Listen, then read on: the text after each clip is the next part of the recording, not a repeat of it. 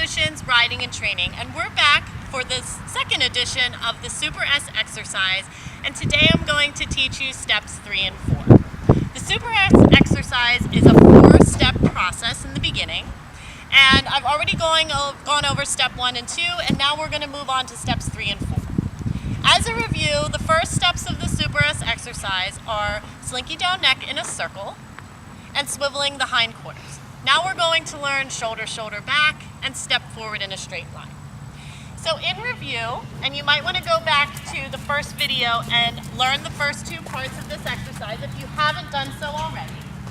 But V's going to go ahead and walk around me in a circle, and she's going to lower her head and neck by me asking for the pull-low exercise, which is picking up on the rein pressure until she lowers her head. Once I feel her relax all the major neck muscles, then I'm going to go ahead and I'm going to move my hand up to where my belly button would be, under saddle, and I'm going to ask her to move her inside hind leg 2 steps to the outside, adducting that foot. Once she stops the movement, I'm going to go ahead and switch sides, and we're going to repeat this exercise once again. So she's going to go ahead on the circle again. I'm going to ask her for slinky down neck on the circle. Once she has that really well and she's feeling nice and light in my hand, good contact, good feel, light pressure, not leaning on my bit or my equipment. Right there, I'm just going to ask her again. There you go. Now I'm going to go ahead and take my hand up to where my belly button would be. She's going to take 2 steps to the left with that right hind foot and come to a stop. Once I have her at this section of the exercise, now I'm going to start to look at each of the shoulders in the front of her body. So I'm going to ask each shoulder to back up individually, thinking shoulder, shoulder, back up. Once she starts to back, then I'm going to go ahead and I'm going to ask her to take a few steps forward. It's very important, however, that the horse steps forward in a straight line and isn't crooked, which I'll go into in a few minutes. I have with me my dressage whip, so if Valencia doesn't understand what I'm looking for, and when I go ahead and ask her to back up with slight rein pressure and she doesn't respond, then I'm going to go ahead and I'm going to tap below her knee on the shin. That's just to instill and help her until she picks up on the exercise. So we're going to start on the left-hand side here. I'm going to ask her to travel around me once again. So you always begin the exercise with step 1. And here you can see V is a little bit slow. That's what my dressage whip is for. Don't use the bit to lure and pull the horse forward. This is a lot of what my students do in the beginning. They start to pull the horse forward to get the forward, but that's not going to help you under saddle. So there's really no way that you can sit up here and lure the horse forward with the bit. That's what your legs and the dressage whip are for. So I'm going to tap on the hip until she starts to step forward into that contact and feel. Once she's thinking move forward, then I'm going to ask her to lower her head and neck. Super. Then I'm going to ask for the swivel the hindquarters. And I'm just going to move her over till she is parallel with the camera so you can see. And now I'm going to change the direction of my hand towards the shoulder. And you can see she's already responding by backing up a few steps. Now I'm going to ask her to come back forward again in a straight line.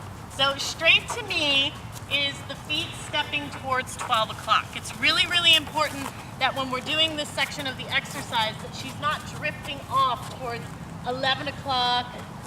So she's not stepping over towards like 1 o'clock like this, or she's coming crooked towards 11 o'clock this way. It's very, very important that the horse travels from vertebrae to vertebrae straight. So from the croup of the tail all the way up over the back, over the withers, over the neck, over in between the ears, this whole section of her body is coming forward. So let's go ahead and put this together. So she's going to travel in a circle with slinky down neck. And you'll also notice that when I use the dressage whip, if I'm not using it, it's dragging beside me. It's not something that I want to keep kind of swinging around or using. I don't want to burn out my whip cue. So when I pick it up to use it, the first cue that I'm asking for with it is just to hold it up. If Valencia doesn't give me a surge forward or movement from it, then I am going to go ahead and tap until she gives me that forward thought. Once she does, then I'm going to go ahead and leave it dragging. That way I'm not burning out that cue. I want her to really understand that she needs to move forward from the whip. So once she's traveling around, and this feels pretty good in my hand, I'm going to go ahead and ask her to swivel. That's excellent. Now I'm going to immediately shift my hand down towards the shoulder until she begins to back up. Now right there was a great one because yes, she backed up. Yes, she did the exercise. Okay, I liked the backup because her neck did not necessarily get shorter. Okay, the other thing that I'm always saying with my students is don't close this gullet, don't close this backwards. Okay, don't shorten the neck. Don't take your hand back so hard and so fast that you're shortening and compressing the head into the neck and the neck into the chest. I want this to be long. I want to think of having an inner tube around her neck and she's reaching out of that inner tube. But the only thing I wasn't in love with during that backup was she could have given me a little bit more energy. So if you look at the tracks on the ground, she's got drag marks with her feet. So what I'm going to help her with the next time we do the backup section is I'm going to tap with the stick to put a little bit more energy and oomph into her feet. And that's perfectly fine to help her on the ground to understand that she needs to move backwards with energy. Even a backup step is forward. Okay, so the stick, when we use it, is also to put an energy, a power, a surge, an electric movement into the feet. That way the horse will always have that impulsion coming through in their step, and they're not going to be real lazy in the backup or the forward. So when I go to, let's just ask her for the backup again. Here she's getting ready to do it. Her neck isn't really shortening.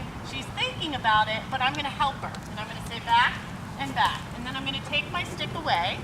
And now I'm going to immediately tap on the hip and ask her to step forward in a straight line. So head and neck is staying in between the 2 feet. Now if I were to go into the backup again, and I would think shoulder, shoulder, back, here again, she's doing it, but it's not really umpy. So if you have a horse that's really into their chest, and what I mean is if this were their belly button right here in the center of their chest, and you feel them leaning down into your hand, what I do as a little trick and a reminder is I start to ask them to back with the rein. I don't want them to shorten their neck.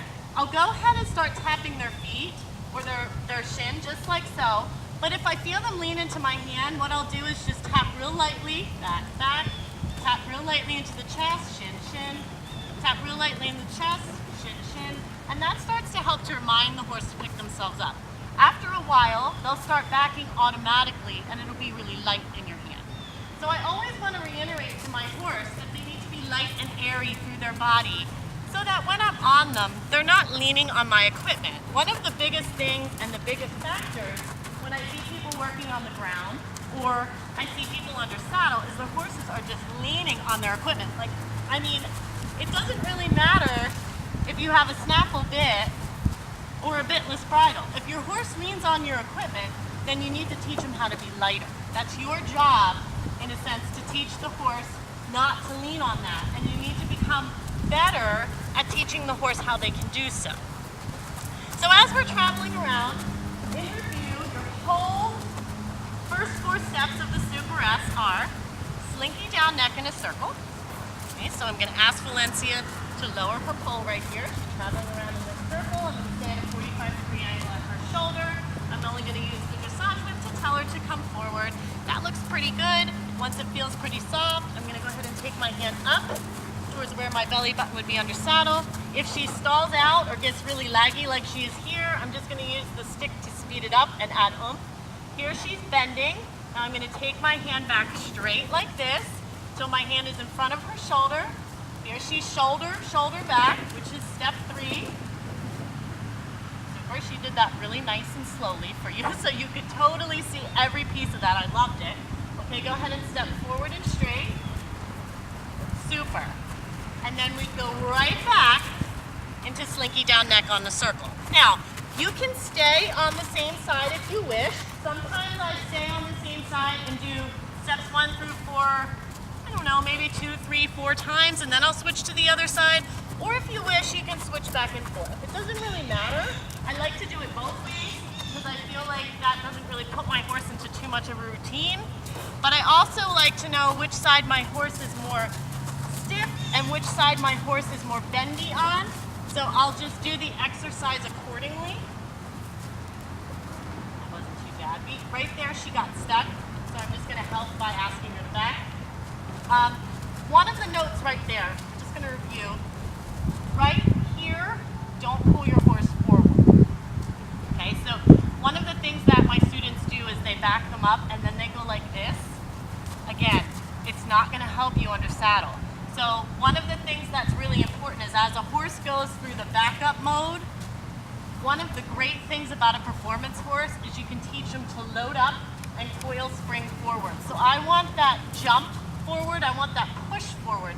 So I want them to back, load up the coil springs in the hind loins, and then jump forward. Okay, so they're learning how to really come up and under and track up with their hind feet. So I hope that's helpful. That's steps 1 through 4 of the Super S exercise. Again, go back to the first video and review steps 1 and 2 in more depth. You can also go back to my polo exercise and my polite leading videos, which will also help you. I have a 3-part video on polite leading, parts 1, 2, and 3, which goes over the backup and the forward cue with the stick. All of that is going to help you immensely when you go through this exercise. I have tons of ground exercises that across the board will really help you and your horse, no matter what riding discipline, what riding level. I always say to my students that the more confidence they gain on the ground with control, the better that they're going to be with riding. So I hope that is helpful. I hope you enjoyed this video. For more information, you can contact me at tarajonestraining.com. And I hope to see you all at a clinic or a course. Thanks so much, everybody, for watching, and have a great day.